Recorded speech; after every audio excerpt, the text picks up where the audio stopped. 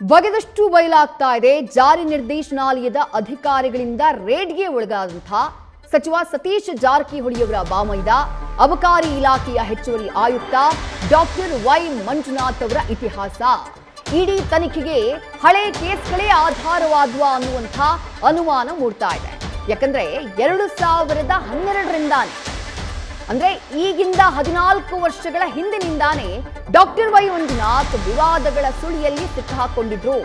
2012ರಲ್ಲೇ ಲೋಕ ಬಲೆಗೆ ಬಿದ್ದಿದ್ರು doctor Y Manjunath. ಆಗ ಜಾಮೀನಿನ ಮೇಲೆ ಬಿಡುಗಡೆಗೊಂಡಿದ್ರು.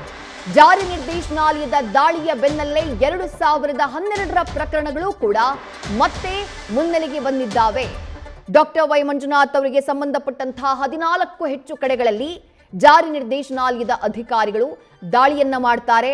ಭಾರಿ ಪ್ರಮಾಣದಲ್ಲಿ ನಗದು, ವಿದೇಶಿ ಕರೆನ್ಸಿ ಹಾಗೆ 7.5 ಕೋಟಿಗೂ ಹೆಚ್ಚು ಮೌಲ್ಯದ ಚಿನ್ನಾಭರಣಗಳು ಇವೆಲ್ಲವೂ ಕೂಡ ದಾಳಿಯ ಸಂದರ್ಭದಲ್ಲಿ ಪತ್ತೆಯಾಗಿತ್ತು. ಅದರ ಜೊತೆಗೆ ಅಕ್ರಮ ಬಾರ್ ಲೈಸೆನ್ಸ್ಗೆ ಸಂಬಂಧಪಟ್ಟಂತಹ ಹಲವು ದಾಖಲೆಗಳನ್ನ ಈ 14 ಕಡೆಗಳಲ್ಲಿ ಏನ್ ರೇಡ್ ಮಾಡಲಾಯಿತು ದಾಳಿಯ ಸಂದರ್ಭದಲ್ಲಿ ಅದನ್ನ ವಶಕ್ಕೆ ಪಡೆಯುವಂತಹ ಕೆಲಸವನ್ನ ಕೂಡ ಜಾರಿ ನಿರ್ದೇಶನಾಲಯದ ಅಧಿಕಾರಿಗಳು ಮಾಡಿದ್ದಾರೆ.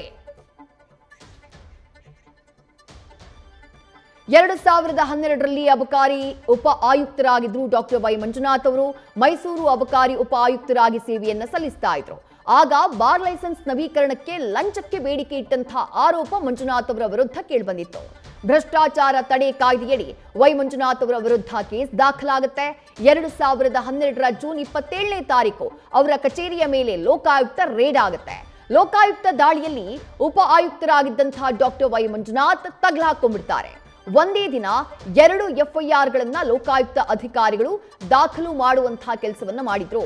ಎಫ್ಐಆರ್ 11/2012 ಹಾಗೆಯೇ ಭ್ರಷ್ಟಾಚಾರ ನಿಗ್ರಹ ಕಾಯ್ದೆ ಪ್ರಕರಣ ಒಂದು ಪ್ರಕರಣ, ಮತ್ತೊಂದು ಎಫ್ಐಆರ್ 12/2012 ಅದು ಆದಾಯ ಮೀರಿ ಆಸ್ತಿ ಗಳಿಕೆ ಆರೋಪಕ್ಕೆ ಸಂಬಂಧಪಟ್ಟಂತಹ ಪ್ರಕರಣ. 2 ಪ್ರಕರಣ ದಾಖಲಾಗಿತ್ತು.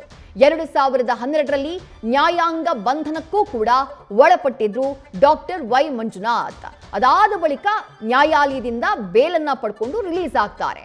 ಲಂಚ, ಅಕ್ರಮ ಆಸ್ತಿ ಗಳಿಕೆ ಆರೋಪಗಳ ಅಡಿಯಲ್ಲಿ ಲೋಕಾಯುಕ್ತ ಅಧಿಕಾರಿಗಳು ತನಿಖೆಯನ್ನ ಮಾಡಿದ್ರು.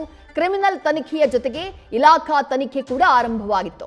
ಆದರೆ ಇಲಾಖಾ ತನಿಖೆಯನ್ನ ಪ್ರಶ್ನೆ ಮಾಡಿ ಕೋರ್ಟ್ ಮೆಟ್ಟಿಲೇರುವಂತಹ ಕೆಲಸವನ್ನ ಮಂಜುನಾಥ್ ಅವರು ಮಾಡಿದ್ರು. ಕಾನೂನಾತ್ಮಕ ಹೋರಾಟವನ್ನ ನಡೆಸಿದ್ರು ಡಾಕ್ಟರ್ ವೈ ಮಂಜುನಾಥ್. ಹೀಗಾಗಿ ಮಂಜುನಾಥ್ ವಿರುದ್ಧದ 2012ರ ಎಫ್ಐಆರ್ ಅದಾದ ನಂತರ ರದ್ದಾಗುತ್ತೆ. ಅದಾದ ಬಳಿಕ ಕೆಎಟಿ ಆದೇಶವನ್ನ ಪ್ರಶ್ನಿಸಿ ಹೈಕೋರ್ಟ್ಗೂ ಕೂಡ ಅರ್ಜಿ ಸಲ್ಲಿಕೆಯಾಗಿತ್ತು.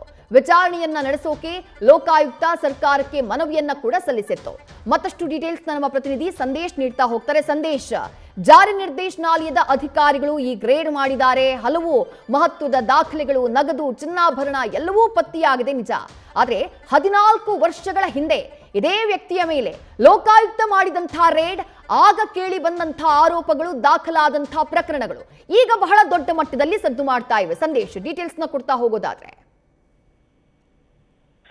ವಿದೇಶಿ ಇಲ್ಲಿ ಅಬಕಾರಿ ಅಧಿಕಾರಿಯಾಗಿರುವಂತಹ ಮಂಜುನಾಥ್ ಕೇಸ್ ಹಿಸ್ಟ್ರಿಯನ್ನ ನಾವು ನೋಡೋದಾದ್ರೆ ಇಲ್ಲಿ ಪ್ರಮುಖವಾಗಿ ಇದು ಮೊದಲನೇ ಬಾರಿಗೆ ಇಡಿ ಅಧಿಕಾರಿಗಳು ದಾಳಿ ಮಾಡಿರೋದಲ್ಲ. ಅಂದ್ರೆ ಇಡಿ ಇಲಾಖೆ ದಾಳಿ ಮಾಡಿರೋದಕ್ಕೂ ಮುನ್ನವೇ ಲೋಕಾಯುಕ್ತ ಅಧಿಕಾರಿಗಳು ಈ ಹಿಂದೆಯೇ ಮಂಜುನಾಥ್ ಕಚೇರಿ ಮೇಲೆ ಜೊತೆಗೆ ನಿವಾಸದ ಮೇಲೆ ದಾಳಿಯನ್ನ ಮಾಡಿದ್ರು. ಆ ಒಂದು ಎಫ್ಐಆರ್ ನ ಆಧಾರದ ಮೇಲೆ ಈಗ ಇಡಿ ಅಧಿಕಾರಿಗಳು ECIR ಅನ್ನ ದಾಖಲು ಮಾಡಿಕೊಂಡು ರೇಡ್ ಮಾಡಿರುವಂತದ್ದು. ಯಾಕಂದ್ರೆ ಮಂಜುನಾಥ್ ಮೇಲೆ ಈ ಹಿಂದೆ 2012ರಲ್ಲೇ ಕೆಲ ಆರೋಪಗಳು ಕೂಡ ಕೇಳಿ ಬಂದಿರ್ತವೆ. ಆ ಸಂದರ್ಭದಲ್ಲಿ ಮೈಸೂರು ಅಬಕಾರಿ ಉಪ ಆಯುಕ್ತರಾಗಿರ್ತಾರೆ ಮಂಜುನಾಥ್ ಅವರು. ಆ ಸಂದರ್ಭದಲ್ಲಿ ಲೋಕಾಯುಕ್ತ ಅಧಿಕಾರಿಗಳು ಅವರಿಗೆ ಬಂದಂತಹ ಮಾಹಿತಿ ಆಧಾರದ ಮೇಲೆ ದಾಳಿಯನ್ನ ಮಾಡ್ತಾರೆ. ಆ ಸಂದರ್ಭದಲ್ಲಿ ಈ ಒಂದು ಬಾರ್ನ ಲೈಸೆನ್ಸ್ ರಿನಿವಲ್ ಏನಿದೆ, ಈ ಬಾರ್ ಲೈಸೆನ್ಸ್ ಅನ್ನ ರಿನಿವಲ್ ಮಾಡ್ಕೊಡೋದಕ್ಕೆ ಲಂಚವನ್ನ ಕೇಳಿದ್ರು ಅನ್ನೋ ಒಂದು ಮಾಹಿತಿ ಬರುತ್ತೆ. ಆ ಮಾಹಿತಿಯ ಆಧಾರದ ಮೇಲೆ 2012ರ ಜೂನ್ 27ನೇ ತಾರೀಕು ಅವರ ಕಚೇರಿಯ ಮೇಲೆ ಲೋಕಾಯುಕ್ತ ಅಧಿಕಾರಿಗಳು ದಾಳಿಯನ್ನ ಮಾಡ್ತಾರೆ. ದಾಳಿ ಮಾಡಿದಂತ ಸಂದರ್ಭದಲ್ಲಿ ಇಲ್ಲಿ ಪ್ರಮುಖವಾಗಿ 2 ಎಫ್ಐಆರ್ ಗಳು ದಾಖಲಾಗ್ತವೆ. ಒಂದು, ಅವರು ಲಂಚ ಕೇಳಿದ್ದಕ್ಕೆ ಸಂಬಂಧಪಟ್ಟಂತೆ ಭ್ರಷ್ಟಾಚಾರ ನಿಗ್ರಹ ಕಾಯ್ದೆ ಅಡಿಯಲ್ಲಿ ಒಂದು ಪ್ರಕರಣ ದಾಖಲಾಗುತ್ತೆ. ಅದಾದ ನಂತರ ಅದೇ ಒಂದು ಕೇಸ್ನ ಅಡಿಯಲ್ಲಿ ಏನು ದಾಳಿಯನ್ನ ಮಾಡಿದಾಗ ಅಕ್ರಮ ಆಸ್ತಿ ಪತ್ತೆ ಆಗುತ್ತೆ. ಅಂದ್ರೆ ಆದಾಯ ಮೀರಿದಂತಹ ಆಸ್ತಿ ಪತ್ತೆ ಆಗಿರೋದ್ರಿಂದ ನ್ಯೂಸ್ ಫಸ್ಟ್ ನಿರ್ಭೀತಿಯಿಂದ ನಿಮ್ಮ ಪರವಾಗಿ.